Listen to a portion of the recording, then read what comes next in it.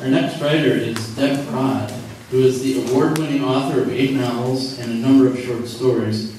Her novels include a private detective series featuring Quint Macaulay, Heartstone, a contemporary Arthurian suspense novel, and most recently, Getting Sassy and Getting Lucky, which are capers in the Getting Even series. She lives here in St. Charles. Deb? I'm going to read from that contemporary Arthurian thriller, Heartstone. The book revolves around a quest for a gemstone that came from the hilt of Excalibur. In this scene, I'm going to read part of one scene. It's about midway through the novel. It includes 3 characters. Reese Lewis is the bad guy who believes that he is part demon. The syllables in Reese Lewis are intentional. Wendell Terry is a professor of mythology who has helped one of the protagonists. He is a paraplegic. The viewpoint character, Earl Jessup, is Reese's unwilling recruit who has been doing some of his dirty work because the bad guys have threatened to kill his brother if he doesn't. So I just wanted to set that scene up. And in the scene, Reese and Earl had just arrived at Wendell Terry's home in Oxford, England. The stereo is playing classical music. Once Reese had pushed his way into the living room, Earl stepped into the house and shut the door. Terry glanced at him, and a wave of shame passed over Earl. He'd been on the receiving end of bullying too often. Being on this side felt even worse. Terry grabbed the wheels of his chair and rolled himself right up to Reese, to Lewis. Earl had to hand it to the little guy. He might be crippled, but he wasn't going to let anybody roll over him. Meanwhile, Lewis was eyeing the place like maybe he'd make an offer. It was small, with a fireplace in the middle of the long wall, surrounded by a stereo system and rows of record albums. Family photos lined the fireplace mantel. In one of them, taken not too long ago, Earl guessed, because Terry looked about the same age. Terry stood next to a plump, gray-haired woman with a big smile. Lewis spent some time examining that photo, then returned it to the mantel. "This must be your late wife." He adjusted another photo of her, a full-face shot taken when she was younger and thinner. Lovely woman. Lewis looked down at Terry, who glared back at him without answering. "What did you tell Nick about me?" "The truth." The old man worked the muscles in his jaw like he was chewing something in the back of his mouth. "I suppose you know the truth." Lewis crossed the room to a table in front of a bay window. Books were spread out over the table, some open, some stacked on others. A fifth of whiskey and a half-full glass made Earl's mouth water. Lewis picked up one of the books. "Spawn of Immortals," he read out loud. "Here's your truth." He opened the book and began to page through it. "You think I'm half demon, don't you? It's what you believe, isn't it? And what you want to believe." Lewis waved the book over the table. "Demons, witches, vampires. Your life must be lacking. So empty that you're actually hoping that they do exist, just to make things interesting." Turning back toward Terry, he added, "I'm your last best hope, aren't I?" Terry wrapped his scrawny little hands together. "It's a hobby, nothing more." "A hobby?" Lewis reared back his head in mock surprise. "You devote more time to your hobby than most people do to their profession. It borders on obsession." "Demonology is merely one aspect of mythology." "I see," Lewis said. "So you put the devil right up there with Zeus and God, don't you?" "I don't put him up there at all." Lewis smiled, apparently amused. "You know, talk like that can get your reputation, Weldon." The old man winced when Lewis used his first name. "Most people probably think you're a little crazy." "The opinions of others could not concern me less," Terry said, and Earl believed him. Reese consulted the book again. Holding it open in his left palm, he paged through it. While he read, Terry wheeled to the right side of the fireplace, where the stereo occupied most of a low shelf above a row of cabinets. Lewis tapped a page of the book with a yellow nail. "Do you think this artist's rendition, bat wings, scales, and horns, is accurate?" He looked up and didn't seem surprised to find that Terry had moved. "I doubt it." Terry raised his sagging chin. "It wouldn't terrify you?" "No.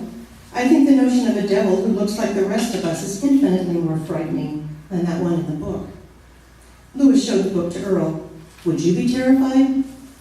The thing looked like a cross between a human and a dragon, and yeah, if you were standing here in the room with him, he'd be pretty damn scared. He just shrugged. Never mind. Louis returned to Terry, taking a long second to note the gun on the stereo shelf within Terry's reach. Earl saw the open cabinet and figured that was where he'd gotten it. Louis just flicked an eyebrow like he found it kind of amusing. Then he looked down at Terry. Weldon here understands terror, don't you, Weldon?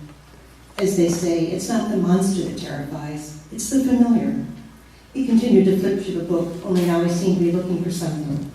Terry glanced nervously at Earl, who dropped his gaze to the wooden floor. Up until now, Terry had seemed to be holding his own. Earl didn't know where this was going, but he didn't want to watch. Ah, here it is, Louis stopped. Conjuring. His finger ran down the center of the page as he scanned it. When he finished, he snorted an amused chuckle and snapped the book shut. I'll tell you how to summon up a devil. It's easy. You don't need black candles, mindless chanting, and a slaughtered goat. He walked over to where Terry sat and bent at his waist, so he was eye level with the crippled man. All you need is the courage to look inside yourself. With the edge of the book, he tapped Terry on the chest. He's in here. And here. He tapped his own chest, then waved his hand toward Earl. He's even inside Mr. Jessup. Earl imagined a lump of ice in his chest. You just have to know where to look. That may be what you'd like me to think, Reese, but it's just not so. He may be inside you, but he's not within everyone. You're sure of that? I know what I'm talking about. That seemed to amuse Louis. This is your life, isn't it, Weldon? Louis said, waving the book at him. That's quite sad. When Terry didn't respond, Louis said, when was it that you last had a real life? He paused, smiling slightly. Or should I say a wife? When did you last have a wife? Earl could practically hear Terry's teeth grinding together. Her name was Lydia, wasn't it? Leave her out of this, Reese. She was the love of your life, wasn't she? Terry didn't speak. What was it that happened to her? Louis watched Terry, his expression concerned. Weldon, you're not looking well. He reached in front of Terry and switched off the stereo, lopping off a violin in midstream. Cold fingers stroked Earl's spine as he watched Louis crouch down next to Terry and pat his knee. Terry cringed and drew back, his right hand hovering over the gun. How long has it been? Louis's voice was the same, but his tone sounded different, almost soothing. Terry rested his hand on the gun. Then he looked down at it, although Earl thought it was more like he needed to look away from Louis. Terry breathed deep a few times, but that didn't keep him from tensing up so bad he started to shake. Terry took the gun and wheeled his chair back a couple feet, leaving Louis's hands suspended in air. Get away from me. Louis clasped his hands at his chest. You don't really mean that, do you? He started walking toward Terry, real slow. Let me see, Weldon. When was the last time you and Lydia were together? Terry shook his head as he pointed the gun at Louis, holding it with both hands. Louis didn't even seem to notice it as he said, Of course, it was at your niece's wedding, wasn't it? A perfect summer day. And she was a lovely bride, wasn't she? He stood in front of Terry now, and a chair blocked the old man from moving back any farther. Terry held up the gun, his hand shaking. You can't tell me what I don't already know. You can't make it any worse than it already is. Louis glanced over his shoulder at Earl. Do you know the story, Earl? Earl couldn't move. He wished Terry would pull the trigger, but he wondered if that would stop Louis. Weldon had a little too much to drink. Louis glanced at the bottle on the table. I see you still enjoy the spirits, Weldon.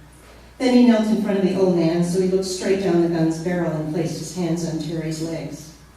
They had a lovely time. His fingers started kneading the skinny, lifeless thighs, but Weldon here insisted on driving home. Earl wanted to turn away, but he couldn't. He felt like he was watching a lion stalk one of those tiny hoofed antelopes. I'll bet she told you to slow down, Weldon. After a few drinks, you think your little voxel is a Porsche, don't you? When you saw that curve coming up, I'll bet you thought you could make it. Terry started chanting something that sounded to Earl like a mouthful of alphabet soup. The words came from the back of his throat. The whole time he seemed to be staring into Louis's eyes. Earl didn't know how he could stand it. The car must have made a horrible sound when it tore through the fence and into that tree. A big old oak tree, metal and glass, and then nothing. Do you remember the last time you saw Lydia? Terry's chanting got softer, and he stumbled over the sounds. Tears slid into the creases on his face. Earl wanted to tell Louis to stop, but he couldn't. He couldn't speak. He couldn't close his eyes, and he couldn't block out that voice. You were still sitting up, all buckled in. Maybe you still had your hand on the dashboard where you braced for the collision. Was it still there? Terry didn't answer. But there was definitely something wrong with Lydia, your beautiful wife. Terry had stopped chanting, his finger frozen on the gun's trigger. He couldn't pull it, and he couldn't let go. Sweat rolled off his shiny forehead and mixed with his tears. Then he looked down at her crushed legs and saw her head in your lap, where the tree limb had deposited it. Earl nearly doubled over. He saw the old lady's head as sure as it had been dropped in his own lap, and he saw hate and rage in Terry's eyes. But Louis's voice was real gentle as he said, "You killed her, didn't you?" It was an accident. The strand of saliva stretched between his lips. It takes an evil man to kill the love of his life. Louis put his hands on either side of the gun and took it from Terry, easy as if he had just handed it over. He stood and set the gun in Terry's lap so that the barrel faced him, then patted the old man on the shoulder. "Who's the devil, Weldon?"